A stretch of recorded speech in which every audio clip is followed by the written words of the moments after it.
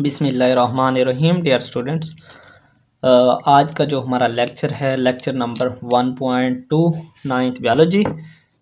तो कल जो हमने पढ़ा था मेजर डिवीजन्स ऑफ बायोलॉजी, जिसमें ज़ूलॉजी, बॉटनी और मैक्रोबायोलॉजी था। आज हम देखने वाले हैं कि ब्रांचेस ऑफ बायोलॉजी कौन कौन सी हैं और किस ब्रांच में हम क्या स्टडी करते हैं।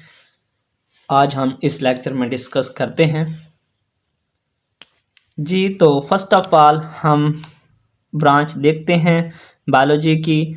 तो आपकी बुक में फर्स्ट ब्रांच जो है वो है मॉर्फोलॉजी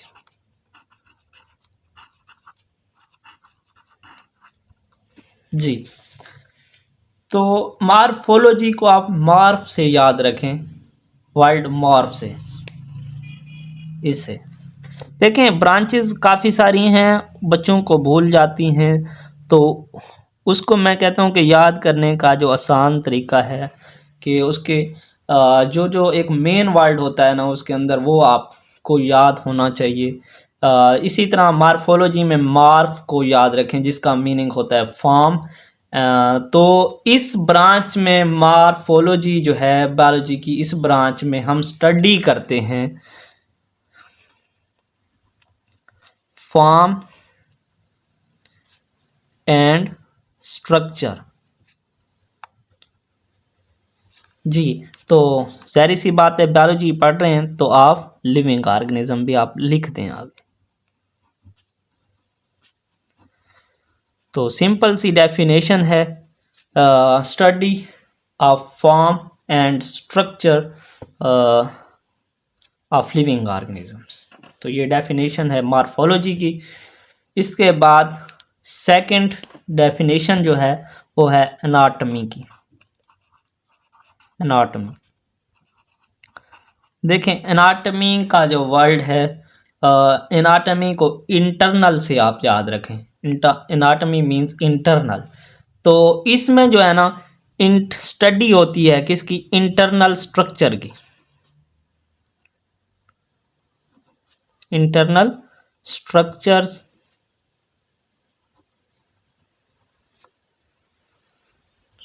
ये मैं लिख देता हूं पूरा, deals with the study of internal structure किसके? लिविंग ऑर्गेनिजम्स के। चाहे वो प्लांट्स के हों तो हम कहेंगे प्लांट्स एनाटॉमी, अगर एनिमल्स के हैं तो फिर एनिमल्स की एनाटॉमी होगी। तो एनाटॉमी को याद यही रखना है कि इंटरनल स्ट्रक्चर का जो मुताला है एनाटॉमी कहलाता है। And the third one is histology जी। तो ये मैं उसी तरतीब से आपको पढ़ा रहा हूं जिस तरतीब से आपकी बुक में बताया गया है। थर्ड वन इज हिस्टोलॉजी जी। तो आपने पढ़ा था कि सेल्स मिलकर टिश्यू बनाते हैं, जिसमें आपने पढ़ा था पौधों का, जब भी टिश्यू की बात आती है आपको जाइलम फ्लोएम टिश्यू के अक्सर नाम याद आ जाते हैं। इसी तरह से हमारे जो है मसल्स टिश्यू का, आपको नर्वस टिश्यू का आपको अक्सर नाम याद होता है जी। तो बायोलॉजी की ऐसी ब्रांच जिसमें हम स्टडी करते हैं किसके बारे में? माइक्रोस्कोपिक लेवल पर जाकर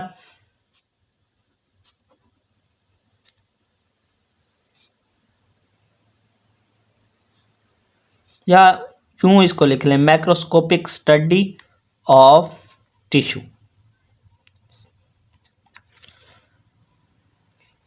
ठीक हो गया, यानी कि टिश्यू का जो खुर्दबीनी मुताला है वो हिस्टोलॉजी कहलाता है। तो मैं आपकी बुक में से भी आपको दिखाऊंगा, अभी आप इन्हीं नोट से आप देखते रहें। इसके अलावा नेक्स्ट चलते हैं सेल बायोलॉजी। ये तो नाम से ही ज़ाहिर है कि सेल के बारे में ही बायोलॉजी पढ़ाई जाएगी। तो सेल बायोलॉजी में क्या पढ़ेंगे कि सेल का स्ट्रक्चर कैसा है, सेल डिवाइड कैसे होता है, यानी कि एक सेल दो सेलों में तकसीम कैसे होता है, और इस सेल के अंदर जो है ऑर्गेनलीज हैं, उनके फंक्शन क्या हैं, उनके स्ट्रक्चर क्या हैं, इसके बारे में हम पढ़ते हैं। तो मैं यहाँ पे आपको छोटी सी डेफिनेशन बना देता हूँ। स्टडी ऑफ स्ट्रक्चर, साख्त का, and function of cell and cell organelles.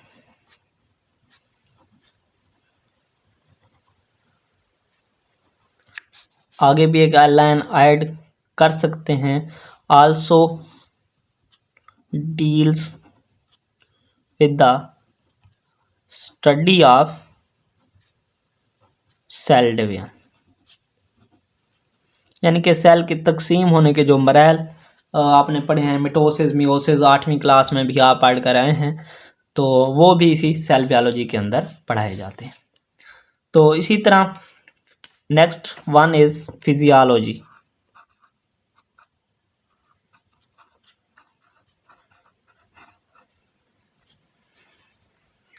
देखें, फिजियोलॉजी में हम स्टडी करते हैं कि जो डिफरेंट पार्ट्स हैं उनके फंक्शन क्या हैं।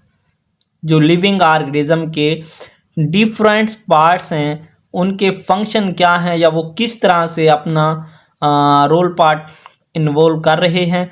तो इसमें मैं लिख सकता हूँ स्टडी द फंक्शन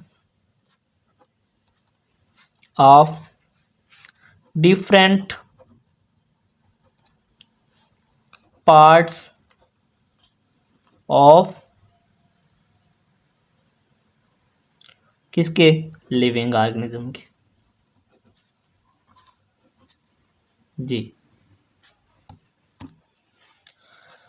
जी तो फिजियोलॉजी के बाद जीनेटिक्स हमारे पास है। देखें, जीनेटिक्स को याद रखने के लिए आप लफ्ज़ जीन को याद रखें कि ये स्टडी ऑफ जीन्स है, और आपको ये पता होना चाहिए। आप पिछली क्लास में, जैसा कि मैंने पहले भी बताया सेल बायोलॉजी के बारे में, इसी तरह जीनेटिक्स भी आप इसकी हो आप 8वीं क्लास में लेकर आए हैं कि जीनेटिक्स जीन्स की स्टडी होती है, और जो जीन्स होते हैं इनमें हमारी इंफॉर्मेशन होती है, इसमें हमारी मरूसी खसूसियात यानी इनहेरिटेंस होता है कि अगली नस्ल में जो पिछली नस्ल के करैक्टर्स हैं वो कैसे ट्रांसफ़र होने हैं। एक इसमें समझ लें कि एक इनहेरिटेंस कोड होते हैं जो कि नेक्स्ट जनरेशन में ट्रांसफ़र होते हैं, जीनेटिक्स। तो इसमें मैं कह सकता हूँ study gene, study of genes and their roles in inheritance।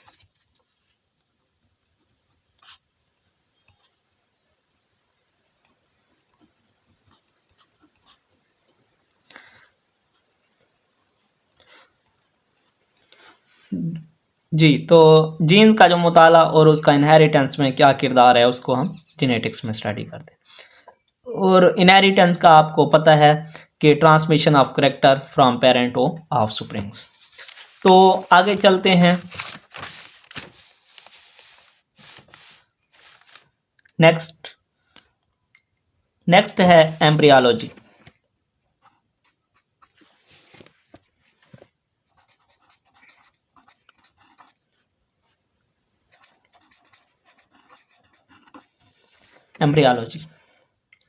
तो एम्ब्रियोलॉजी एक अक्सर छोटे बच्चों को और छोटी क्लास के बच्चों को यही बात याद होती है कि जो नन्हा पौधा निकलता है उसको हम एम्ब्रियो कहते हैं।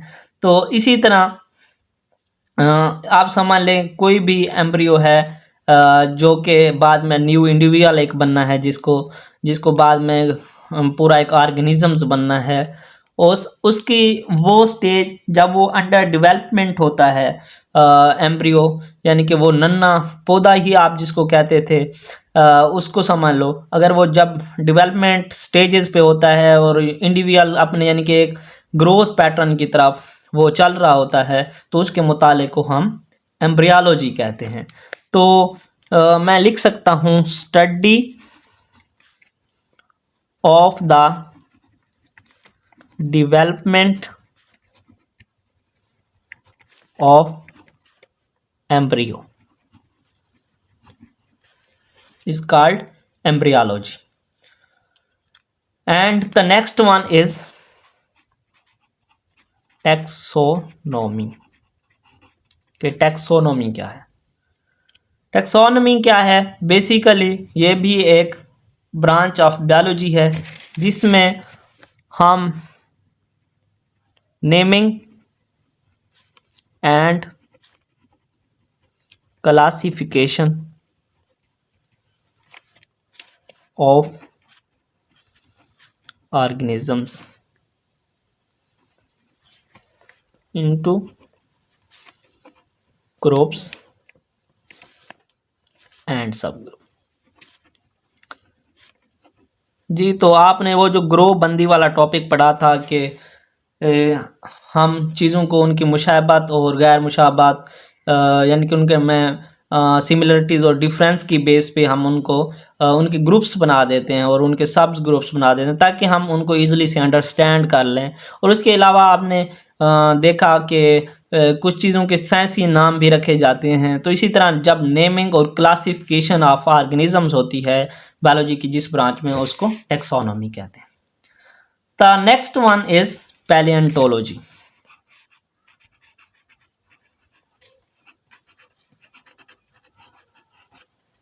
जी, पैलियोंटोलॉजी। तो पैलियोंटोलॉजी जिस तरह अब आप ये समझे कि ये फोसल्स का मुताला है जो कि एक्सटिंक्ट ऑफ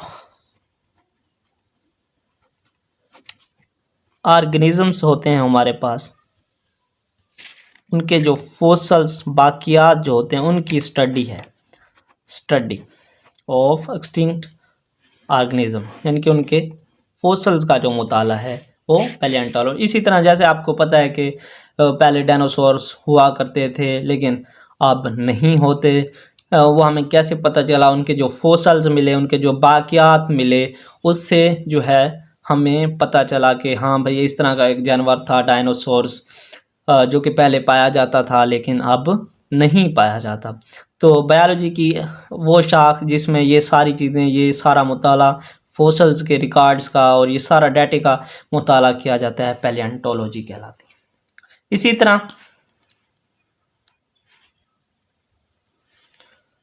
तरह next one is environmental biology.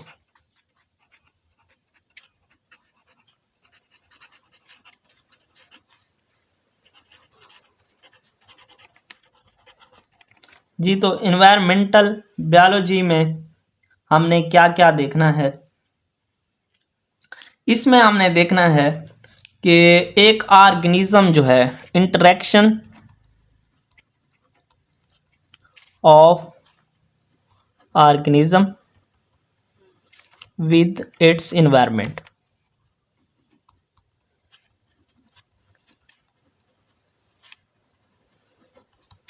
जी, तो इसमें हमने स्टडी करनी है कि एक ऑर्गेनिज्म का जो इंटरेक्शन है उसके माहौल के साथ, यानी कि एक जानदार का उसका अपने माहौल के साथ जो ताल्लुक़ है उसकी जो स्टडी हमने करनी है वो बायोलॉजी की इस ब्रांच एनवायरमेंटल बायोलॉजी में करनी है। उसके बाद एक और ब्रांच है सोशियो बायोलॉजी।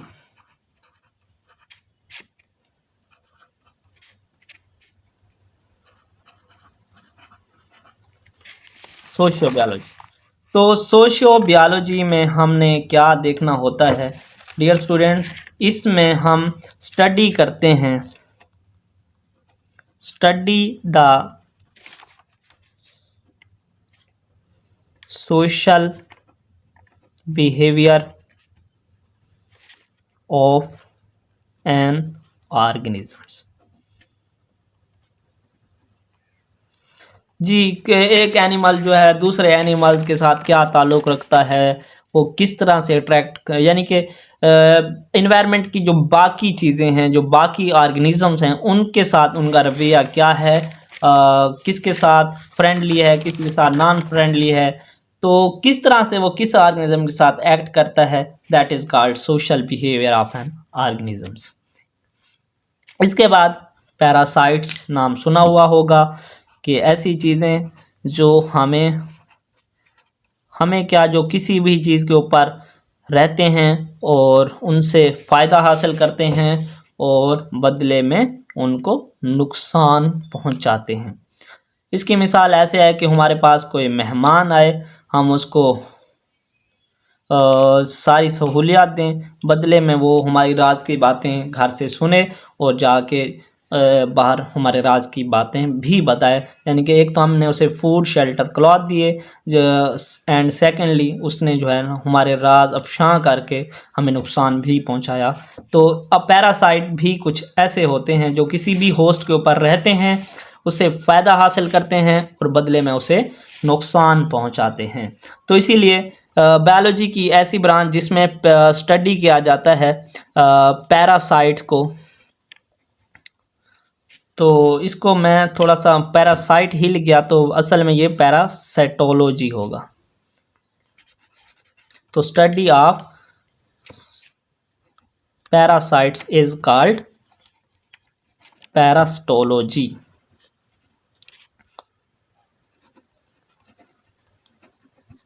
जी, तो पैरास्टोलॉजी की ये डेफिनेशन हुई। इसके बाद है बायोटेक्नोलॉजी।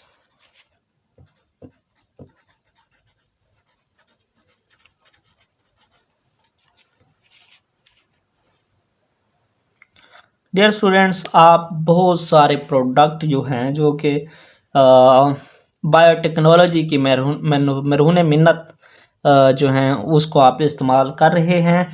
तो इसमें होता क्या है कि लिविंग ऑर्गेनिज्म को इस्तेमाल करते हुए कुछ ऐसे प्रोडक्ट्स, ऐसी चीज़ें बनवाना जो कि वेलफेयर ऑफ मैनकाइंड के लिए हों। तो बायोलॉजी की ऐसी ब्रांच जिसमें ये सारा काम किया जाता है उसको बायोटेक्नोलॉजी कहते हैं।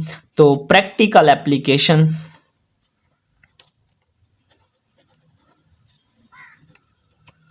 ऑफ लिविंग organisms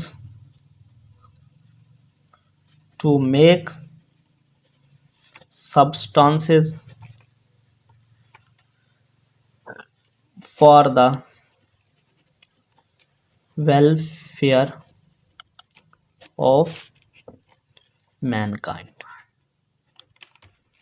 तो मैनकाइंड के वेलफेयर के लिए जो कि बेनिफिशियल।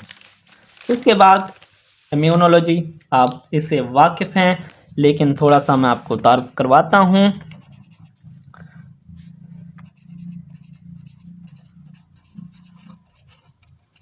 इम्यूनोलॉजी क्या होती है? तो इम्यूनोलॉजी में इम्यून सिस्टम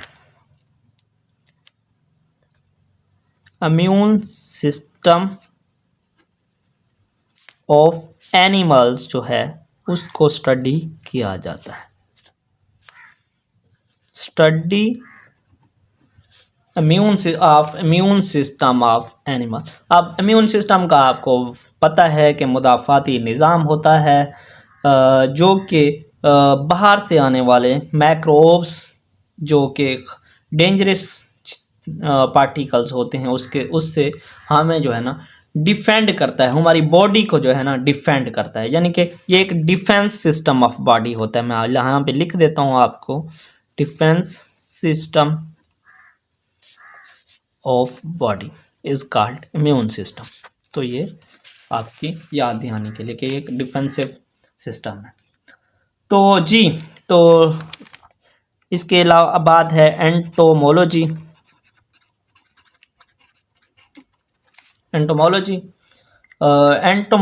में डियर स्टूडेंट्स ये जो हशरात होते हैं, स्टडी ऑफ इंसेक्ट होती है एंटोमोलॉजी।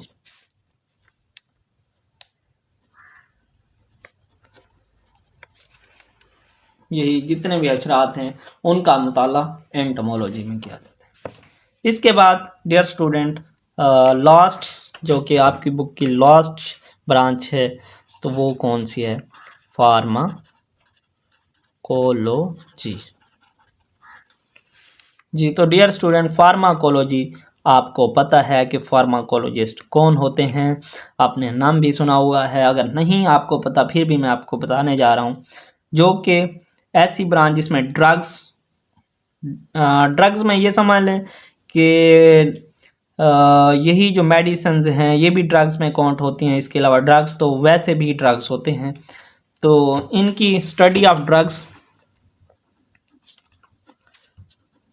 ड्रग्स का मुताला and their effect on human body is called pharmacology. तो डियर स्टूडेंट, फार्माकोलॉजी में हम ड्रग्स और उनके जो असरात हैं इंसानी जिस्म के ऊपर उसका मुताला करते हैं। तो I think this was the end of your branches of biology of 9th class, and the next topic is relationship of biology to other sciences. तो डियर स्टूडेंट, मैं आपको बुक से भी दिखा देता हूँ। ये मेरे पास बुक्स है और यहाँ पर बुक से हम देखें तो हमने ये मॉर्फोलॉजी पढ़ी, anatomy, histology, cell biology, almost ये मैंने सारी ब्रांचेस आपको पढ़ा दी हैं फार्माकोलॉजी। तो कल का जो हमारा टॉपिक मैं आपको दिखाऊं, relationship of biology to other sciences के, ये हमारी जो बायोलॉजी है इसका बाकी साइंसेज की जो किताबें हैं उनके साथ क्या ताल्लुक़ है, ये कल हम देखेंगे। कल के लेक्चर में हो सकता है कल के लेक्चर में हम कैरियर्स इन बायोलॉजी भी डिस्कस कर लें। तो डियर स्टूडेंट, वीडियो अच्छी लगी हो तो वीडियो को लाइक कीजिएगा, शेयर भी कीजिएगा, और अगर आपको नोट्स चाहिए हों यही बायोलॉजी के जो मैं आपको पढ़ा रहा हूँ जिसके ऊपर, आप कमेंट में मुझे मैसेज करके आप जो है ये रिसीव कर सकते हैं। मिलते हैं नेक्स्ट वीडियो में, तब तक के लिए मुझे दीजिए इजाज़त। अल्लाह हाफिज़।